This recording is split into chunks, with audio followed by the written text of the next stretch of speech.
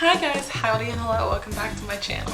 Welcome back to another bonus content Saturday, my dudes. We have to talk immediately. This book is a problematic mess, but I will not rip it a new one until the end because positivity first. The Wedding Date is the first in a series. Well, it's not really a series. There are five books that are related, each one talking about a new couple from the previous book, with the exception of A Royal Holiday, which focuses on a completely new character that nobody cares about.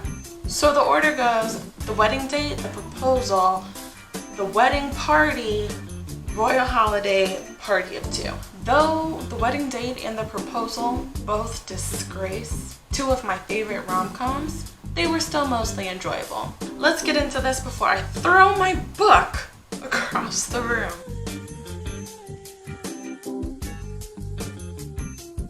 So I'm just gonna go ahead and say, as we spend the first 18 pages reading the book, it is mainly talking about cheese and making other food related commentary. I'm gonna go ahead and say that I'm guessing that Jasmine Guillory is a foodie. That's what I've collected out of reading all of the books. She likes food. But again, who doesn't? Food. It's delicious. The book opens with the main baddie, Alexa, getting into the elevator to hang out with her sister.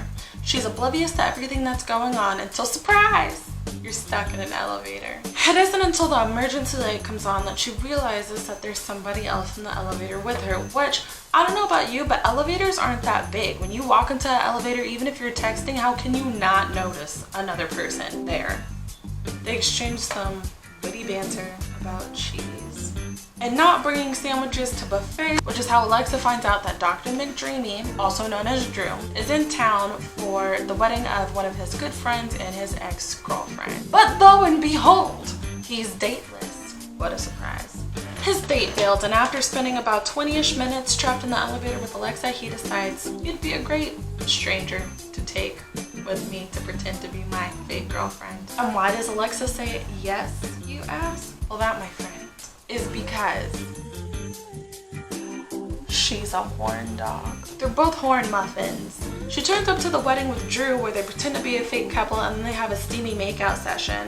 And then they have a steamy makeout sesh, which is convincing the other people there that they are in fact together, along with Drew's grabby, possessive hands all over Alexa's curvaceous body. When the night ends, Alexa goes back to Drew's hotel room and they smash. Drew secretly changes his flight back home to LA the next day to later in the afternoon so that he can spend more time with Alexa. They hang out all day at the park until he has to go to the airport, and then they go their separate ways. But boy is love drunk, and Alexa is smitten, so he flies her out to his place,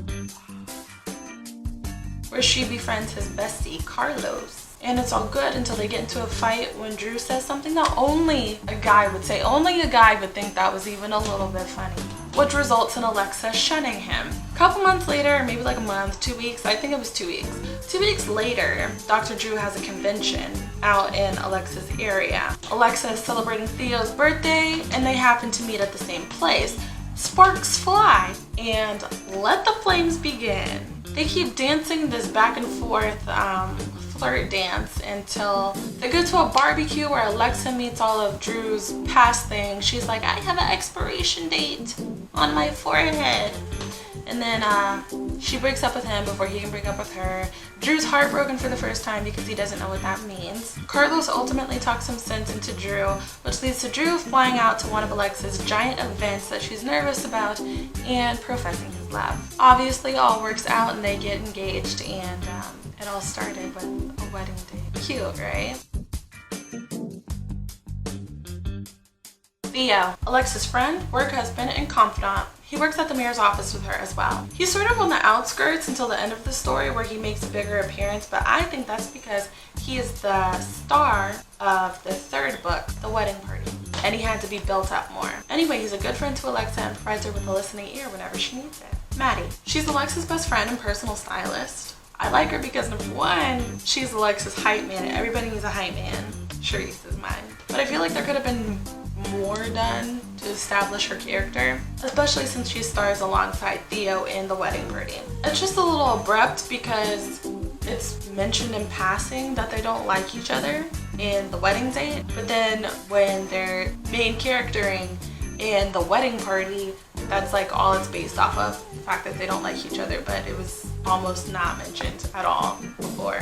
Olivia, Alexa's older sister and also a lawyer. In a way, she's sort of responsible for bringing Drew and Alexa together, since Alexa was only in the hotel to hang out with Olivia anyway. They have a bit of tension in their relationship, which mostly stems from Alexa because she feels guilt over something that happened back in their childhood and how she treated her sister. But by the book's end, they're all buddy-buddy again. Carlos, probably my favorite character out of the whole book. As far as side characters go, he's the most developed in my opinion. But then again, that could be because he's the star of the book too. He's really nice and welcoming when Alexa comes into the fold, and that's awesome because you always want your friends to like the person that you're with and vice versa. Speaking of which, he is a phenomenal friend to Drew. They're both pediatric doctors at the same hospital, and I like that he's always honest and straightforward with Drew. No sugarcoating, no beating around the bush. Drew, Alexa's fake boyfriend turned fiance. He is immediately portrayed as sort of like the boy next door player. He's the guy that dumps girls, but afterward they're still friends because he's just such a nice guy. It's clear almost immediately that he likes Alexa as more than a friend or a hookup, but he says something stupid that only guys would and keeps messing it up for himself. But eventually he gets his act together and chases happily ever after with Alexa. I don't like her. She seems like a nice enough girl, but she spends most of her time worked up and doesn't know how to relax and have fun. Then when she figures it out, her happiness is based all on what Drew thinks. She's very self-deprecating and she body shames herself like every 5 seconds. She also apologizes way too much for things that don't require I'm sorries. I think a girl just needs to stand her ground, which is a weird thing to say about a lawyer.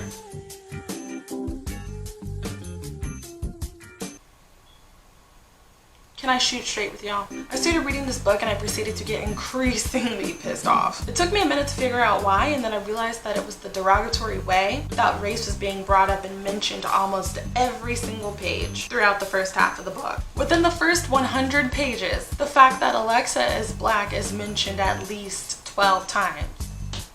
You don't believe me? Here's my book. Here's the last tab.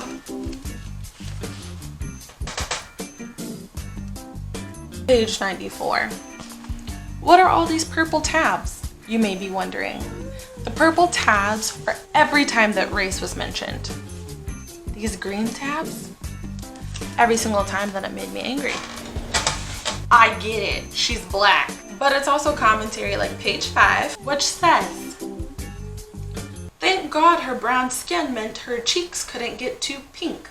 Otherwise, he'd be able to see them glow in the dark." Since when does being black mean that you can't blush? Or page 14. Alexa laughed. "I know I'm the same skin color as Beyonce, but me and her blonde weave wouldn't go over too well during city council meetings." But you are Queen Bey's skin tone. Lighter than me, but you just said that you couldn't blush, which is weird, because I can. When I'm mad, my ears turn red. Or page 29. And this one is the one that like really grinded my gears, because it was Drew, the white man that she's dating, because in case you hadn't picked up on this already, she's a black woman dating a white man. He's talking to his friend, Dr. Carlos. Carlos says, "Let me guess. She's tall, blonde, big, fake boobs." Drew's response is, "Short, black, real boobs."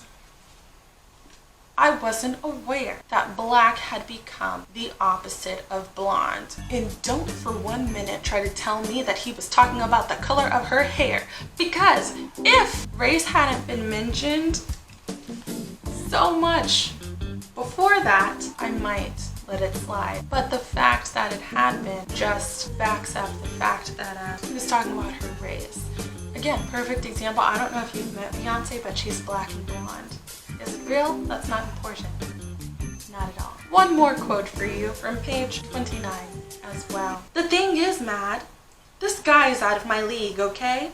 He's hot, he's funny, he's flirty, and he's a doctor. I'm your standard short black girl with the big boobs and hips who can barely look him in the eye without looking away. This is how far out of my league he is. This book is written as if being curvaceous or big-chested or black is an issue, and it's thrown in your face non-stop for the first 100 pages, as well as the overglorification of the stereotypical white blonde female. Page 101 through 310 is pretty good and entertaining. As you can see, after that there are barely any tabs. I guess I'm just disappointed because I would have expected more out of a female black author than her problematic race-focused body-shaming beginning and skewed vision of interracial relationships. At least the whole book wasn't bad, I guess. Advice: stop saying I'm sorry. First of all, you are not sorry. I rarely use that phrase because I hate it. When I was younger, my friend's mother pulled me to the side and told me to say, I apologize, because you as a person are not sorry. Now, I understand the phrase, I still use it sometimes, but for the most part, I only say I apologize because she was correct. And if someone's being a twat and you call them out on it, why are you apologizing? Because they're uncomfy. Good. They should be. Maybe they won't say it again. 2, you are more than the color of your skin. I don't know why homie was so bent on this. Maybe somebody hurt her in the past, but hop off. The world's a beautiful rainbow. You're not colorblind in the literal sense. Good people just choose to see you as more than a skin shade. 3, body shaming, not cool. You look great, period.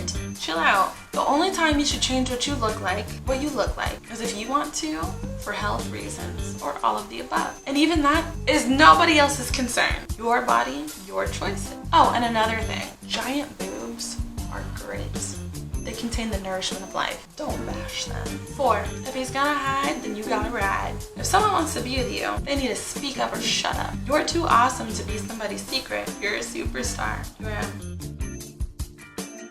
I heard something earlier and it really made sense. If somebody likes you, you'll know. If they don't, you'll be confused. Today, I will leave you with this quote. Shine bright, shine far. Don't be shy, be a star. Eve or Tyra Banks. Shine bright, don't be shy.